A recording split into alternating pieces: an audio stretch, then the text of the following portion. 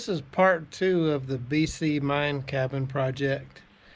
And if you didn't watch part 1, I'll give you a little bit of a background on what we're doing. So first, the BC mine. So this is a mining claim property that I own. It's kind of a remote property in western Montana. It's only 5 acres. So it was patented back in the very early 1900s, possibly late 1800s, I'm not sure. And this particular 5 acres was patented as a mill site. So there was no mining activity on this property. And it was just a 5-acre private inholding in the National Forest land. There was no access to the property, just walk-in access only. And so I bought this property and another parcel probably 3 years ago now. I sold one parcel and I'd kept one. And now this 5-acre parcel, I want to put a cabin on it, just kind of a getaway cabin. So the cabin is 18 by 14. And the idea here was to prefab this cabin. It's just framed. It's not a log cabin, but it's going to be a rustic cabin. And the idea was last winter is to prefab this cabin into components that I can disassemble, load them on a trailer, and transport into the property and reassemble them.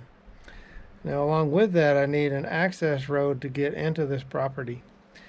So part of this overall project, one, of course, prefabricate the cabin here on my home property. 2 is build the road in to the site, and that's about nearly a half a mile long road, and it's down a steep hill, so it's multiple switchbacks down this hill, and it's timbered with lodgepole and a few other kinds of trees, spruce and Douglas fir, but mostly lodgepole. And so that's a big aspect of this job. And then, of course, prepare a site for this cabin. So the plan was to, once the cabin's prefabbed and ready to go, then I'd take a month off of my regular job, rent a big excavator, have that transported to the area, and then drive it in, or have a friend drive it in for me while I bring in a bunch of other stuff so I can camp there for the whole month while I'll build this road and assemble this cabin.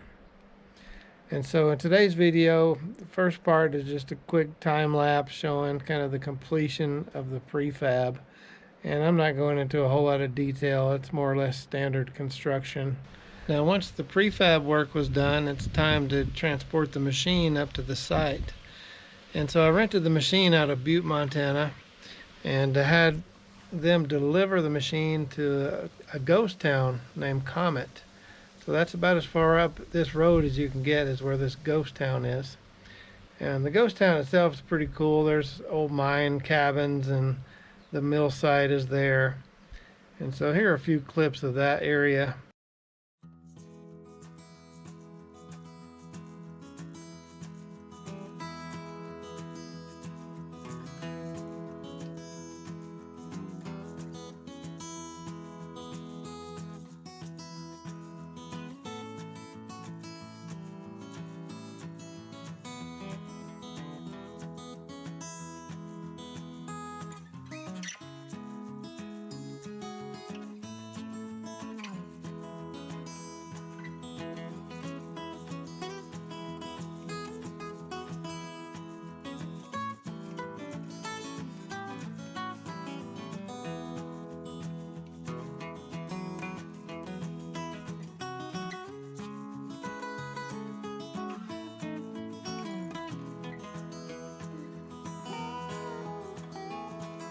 So this is where the excavator was delivered to, and from there it had to be driven several miles up to the mining claim on a pretty rough road.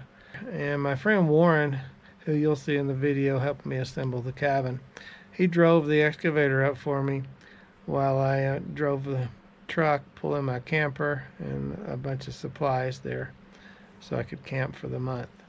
So once we got the excavator in, it took, I don't know, probably 3 hours to get up the road with that excavator and get to the campsite, which is where the road starts. And so we spent much of that morning getting up. Probably got to the site around noon. Once we got up to the site, we're going to camp out, and that's where the road starts. Warren helped me set up the wall tent that day before he headed back. And I also had my sheep wagon camper there, which was kind of nice to have both. I could sleep in that camper.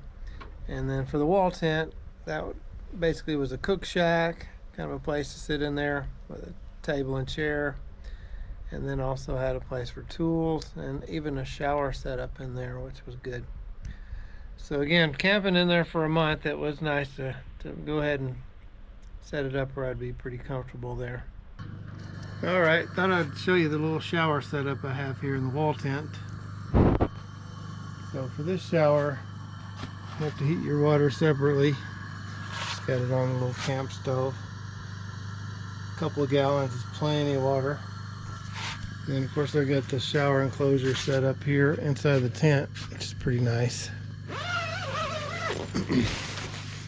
So for the bottom, I've got a little mat I can stand on, and I've cut the tarp, propped it up with some sticks so the water can drain underneath the tarp and soak into the gravel.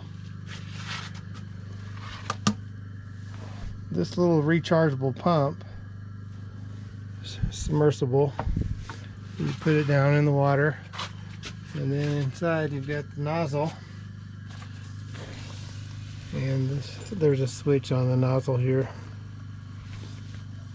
So a shower like this, 2 gallons, will last easily 10 minutes, so it works pretty well. Kind of a luxury to have a shower inside another tent. So this little wall tent makes a great little cook shack and shower tent. So that's kind of covers it for this video. Next time we're going to get into the road building, which is kind of the fun part, and that was a big part of this job, was the road building.